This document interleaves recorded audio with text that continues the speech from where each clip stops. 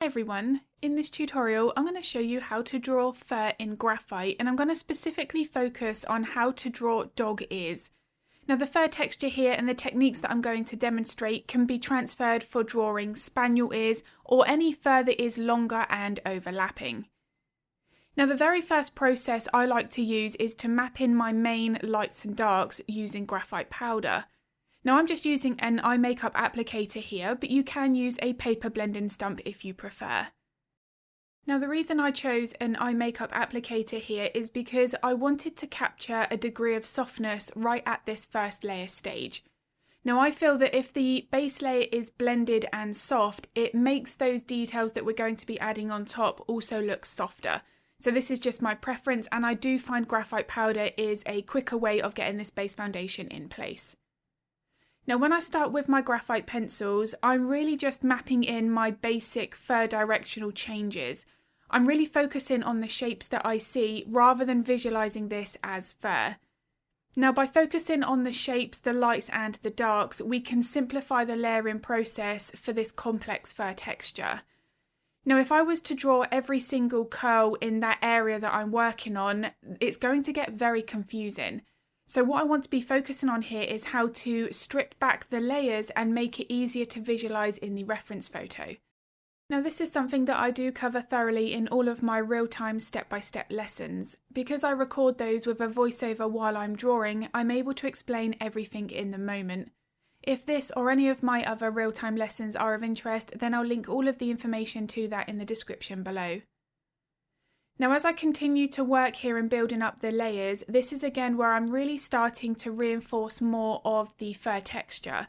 I'm still not focusing on those final details, I want to leave those for my later layers.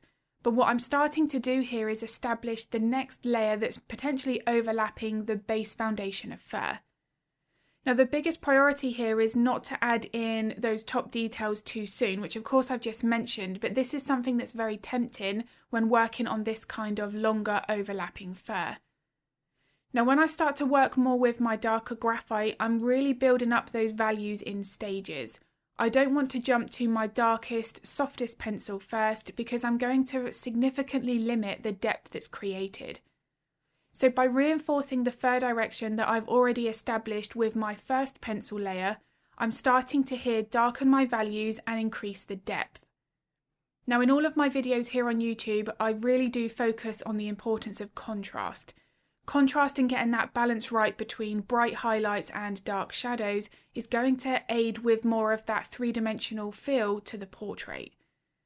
Now at this stage here, although it's a darker layer of graphite, this is nowhere near dark enough to what it needs to be in the finished portrait. So by building up my values in stages, I can also here simplify that process like I've mentioned a moment ago, but I'm also here being able to build up as much of that texture as I possibly can.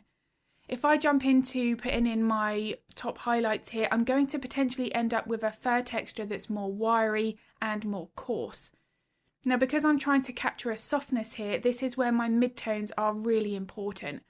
I feel that the midtones are just as crucial as the highlights and shadows because the midtones help to build in that softness. Now something that's really important at this stage of any drawing is to notice whether or not the layers we've got established so far are dark enough.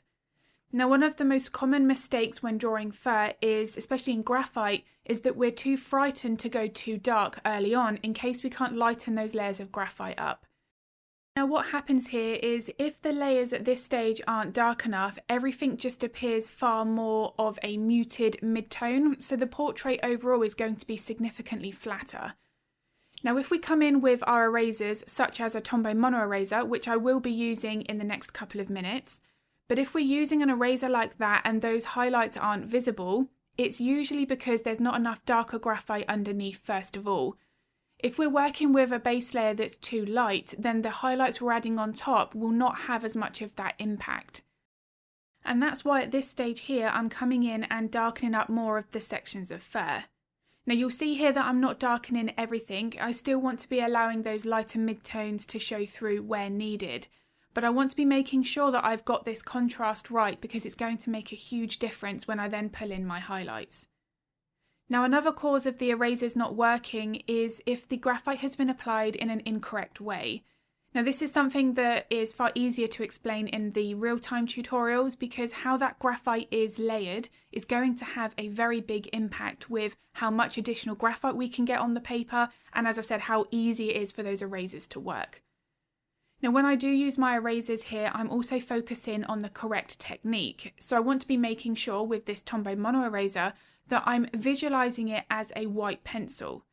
Now, I personally find that a lot easier rather than trying to focus on lifting the graphite. If I just simply visualize the lighter hairs and try to replicate that in my drawing, I just find that it helps to reduce that chance of getting stressed throughout that layering process when pulling in the highlights. Now, the technique for this is going to be similar to using the pencils, but I always want to be adjusting how much pressure to apply. Now, this is something that's also important with pencils, but when using an eraser, it's sometimes more tempting to force more pressure through the eraser because we're trying to lift that graphite off the paper. However, one thing that I have found, especially with this eraser, is that more pressure will actually create a significantly thicker looking highlight, and it can actually be harder to lift that graphite off the paper. Now, the way that I can visualize that is when I'm forcing more pressure through that eraser, I'm still using downwards pressure onto that graphite into the paper. So although I am using an eraser, I do find that using lighter pressure is usually a better way of lifting more of that graphite, especially earlier on when using the erasers. Now, of course, there is no set rule, so there are times where I will be using more pressure on an eraser, but this is going to be very individual to each drawing, and again, which is something that I do focus thoroughly in the step-by-step lessons. Now, when I'm really focusing at this stage on reinforcing the fur texture, I'm still now trying to create a little bit more of that ruffled up appearance. I want this fur to look like it's overlapping those sections underneath. Now, in order to do that, if I felt like here it was lacking in some areas and was a little bit flat, that tells me that I need to come in and make some of those base layers a little bit darker. Now, this is something that I do in sections with the ear, but I'm going to come back to that in a moment. However, what I wanted to do first here is to work on the neck, and then I could finish off those details on the very edge of the ear. Now, by working with this in the right layering process, because the neck fur is underneath the ear, by working on that first and then coming back in and finishing the ear with those final details, it's going to help add more three-dimensional look to the drawing, because that ear will then look on top and closer to the viewer compared to the neck fur. Now, I've decided to leave this very last section of the clip in this video because here I'm coming through and making my darks even darker. Now, when working with graphite, this is one of the questions that I'm asked more frequently, and with this project I show specifically how to come in and enhance those darker values even more. This is crucial for achieving that extra level of contrast.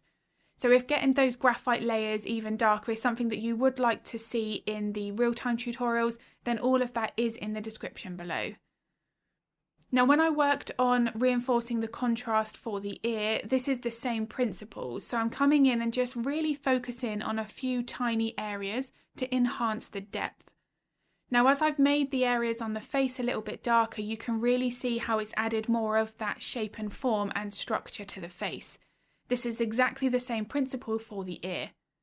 So here with my darkest graphite, if I am coming in and darkening a section, I do not mind at all if I'm having to go over some of my highlights, because I'd much rather that and then come back in with my erasers as I have done here to add in more of that depth. And even here, I take a step back at my easel and think, do you know what, I could enhance that even more. So I'm coming back in, darkening it up and then finishing off with some highlights. So I do hope this video has been useful. If it was, I'd be very grateful if you could give it a like and a thumbs up. It makes a huge difference to my channel. And I also upload a couple of videos to YouTube every week, so if you would like to get notified of that content, then don't forget to hit the subscribe and the bell button. If you've got any art related questions, feel free to pop them in the comments below, because I'm more than happy to help if I can. And I'm going to be uploading another video at the end of the week, but as always, thank you so much for watching.